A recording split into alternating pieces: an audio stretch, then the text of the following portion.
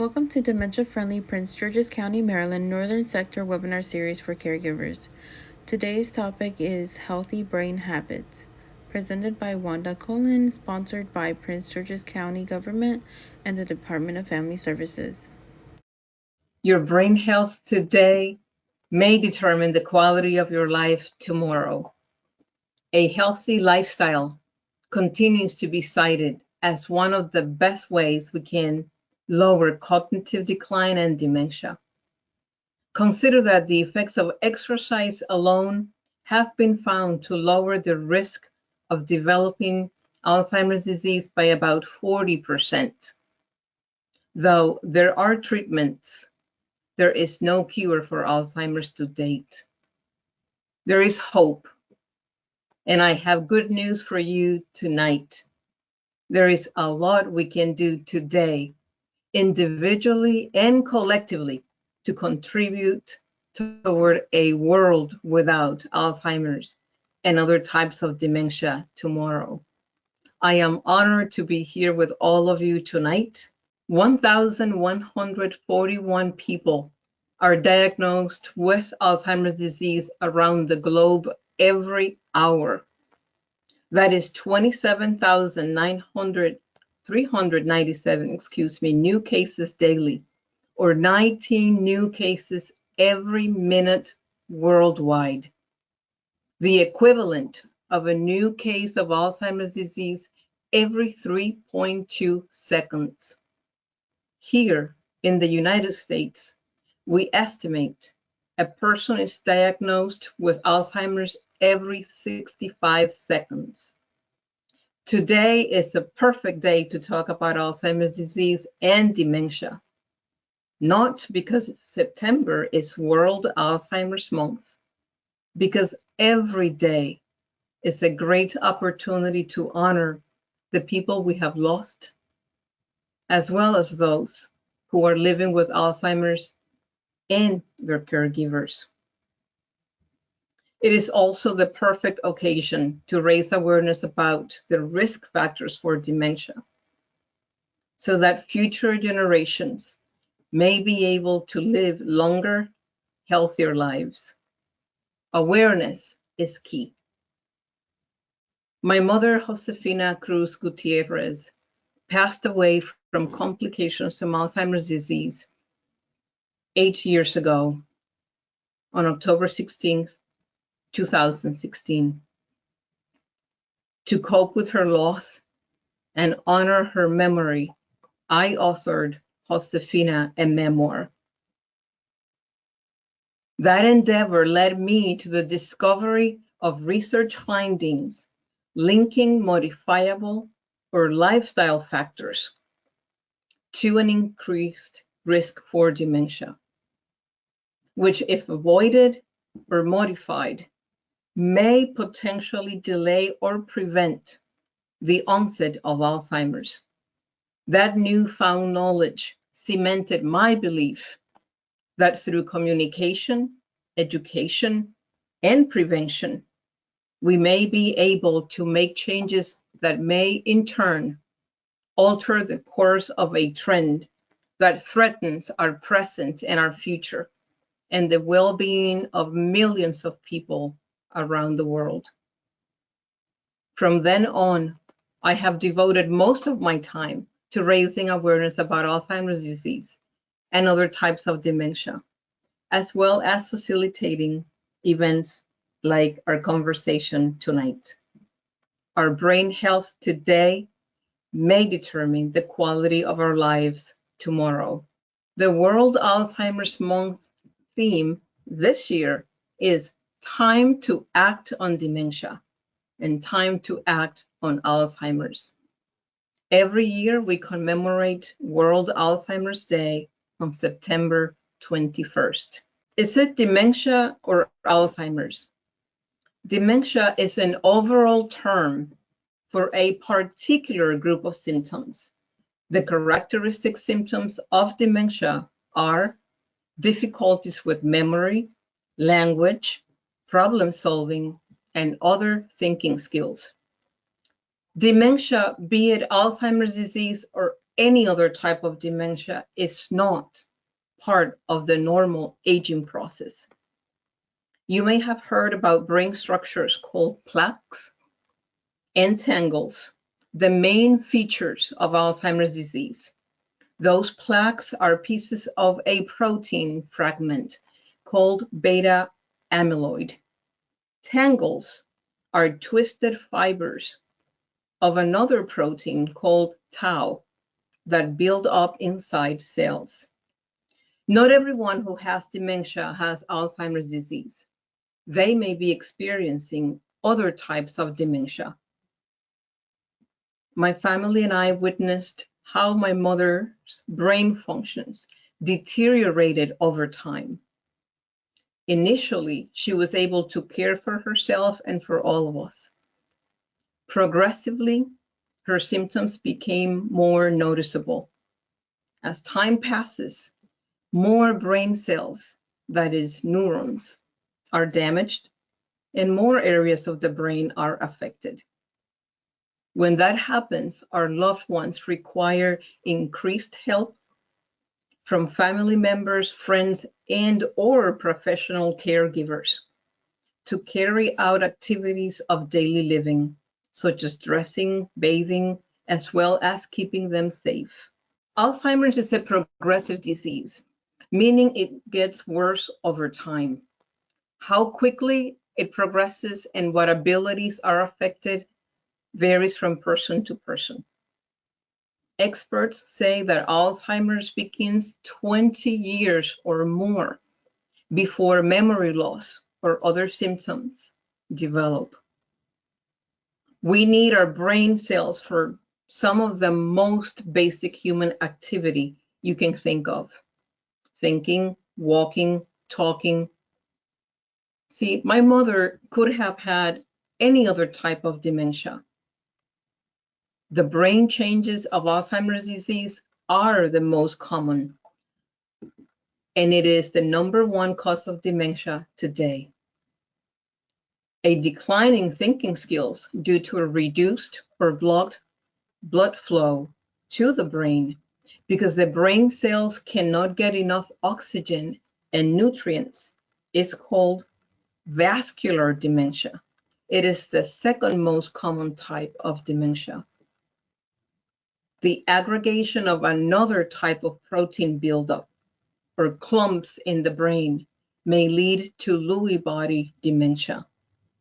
Early symptoms include hallucinations and sleep problems. It is the third most common type of dementia.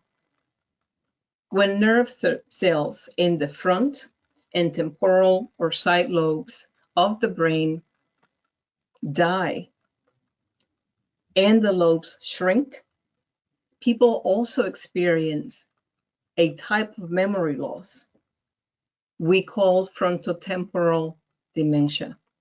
You may have heard about this one on the news, as Bruce Willis and media personality Wendy Williams both suffer from this type of dementia. Some people may even experience mixed dementia, that is, dementia symptoms stemming from more than one cause. We can and should adopt a healthy lifestyle. We can make changes that may help us delay, ideally prevent, Alzheimer's disease and other types of dementia. Now the moment that you have been waiting for.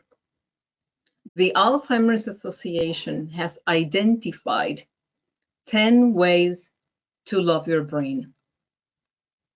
When possible, combine these habits to achieve maximum benefit for the brain and body. Start now. It's never too late, nor is ever too early to incorporate healthy habits in your daily routine. Well, let's start with #1. Exercise. Engage in regular cardiovascular exercise that elevates your heart rate and increases blood flow to the brain and body. Recall that vascular dementia results from a reduced or blocked blood flow to the brain. Try walking or some other type of aerobic exercises. Dancing, jogging, hiking, swimming. Add strengthening exercises like lifting weights to maintain muscle and strengthen your bones. Number 2, hit the books. Formal education in any stage of life will help reduce your risk of cognitive decline and dementia. Take a class at a local college, community center, or online. Number 3, quit smoking. Realize it may be a habit, hard to kick, yet by quitting smoking, one can reduce the risk of cognitive decline to levels comparable to those who have not smoked. Pretty significant. Number 4, follow your heart. This is directly related to number 1, exercise. Exercise to avoid obesity, high blood pressure, and diabetes, all of which negatively impact our cognitive health. Take care of your heart, and your brain just might follow.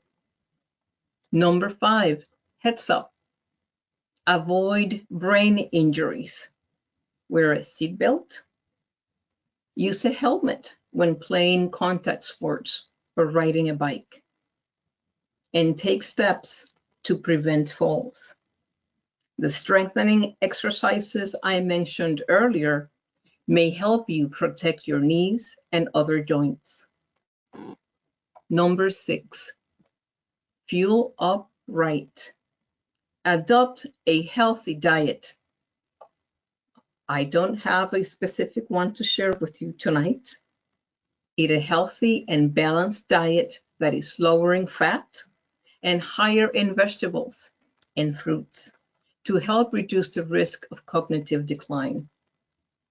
Although research on diet and cognitive function is still limited, certain diets, including the Mediterranean and Mediterranean DASH, that is, dietary approaches to stop hypertension, may help us reduce our risk of developing dementia and other brain diseases. Why? Well, the Mediterranean diet is rich in nutrients and low in sugars. Did you know that Americans consume 22 teaspoons of sugar per day and more than 130 pounds of sugar each year? There's room for improvement. Number 7, sleep. A good night's sleep. We need our restorative sleep. Not getting enough sleep due to conditions like insomnia or sleep apnea may result in problems with memory and thinking. Number 8, take care of your mental health.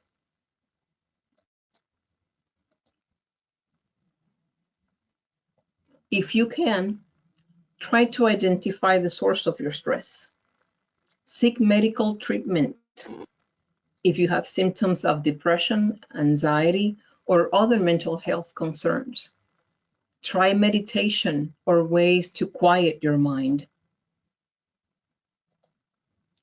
In my case, I like to pray, meditate, and even go on silent retreats. Number 9, buddy up. Staying socially engaged may support brain health. Pursue social activities that are meaningful to you. Find ways to be part of your local community. If you love animals, consider volunteering at a local shelter. If you enjoy singing, join a local choir, or help at an after-school program, or just share activities with friends and family. Share your treasures and talents. It is a great way to stay connected. I volunteer for the Alzheimer's Association. Being a community educator keeps me active and socially engaged. Number 10, stump yourself. Challenge and activate your mind. Build a piece of furniture. Complete a jigsaw puzzle. Do something artistic. Learn how to play an instrument, paint, draw, knit, take pictures. Play games that make you think strategically. Challenging your mind may have short and long-term benefits for your brain. So I'll repeat them. Number 1, exercise. Number 2, hit the books, formal education. Number 3, quit smoking. Number 4, follow your heart. Avoid obesity, high blood pressure, and diabetes. Number 5, protect your brain from injuries. Number 6, adopt a healthy diet.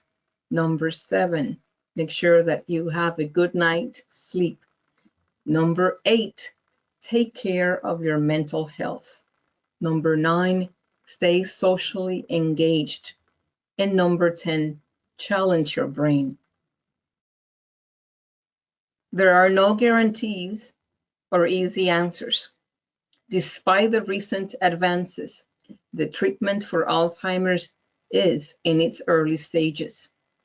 Alzheimer's disease is still an incurable disease. Did you know? 1 in 3 older adults dies with Alzheimer's or another dementia. Alzheimer's kills more people than breast cancer and prostate cancer combined. Over 11 million Americans serve as unpaid caregivers for the 6.9 million people living with Alzheimer's or other dementias today. About 12% of the over 55 million people worldwide living with Alzheimer's disease are in the US. And that number is expected to more than triple by 2050. Next slide. The Alzheimer's Association is here for you. We provide care and support to those living with Alzheimer's and their caregivers through our helpline, 800-272-3900. It is available 24 hours a day, 7 days a week, and we offer services in over 200 languages. All services are free and confidential. At the Alzheimer's Association, we educate and raise awareness online or in person. Our website, www.alz.org, is a rich resource and source of information. We accelerate research in the United States and around the world.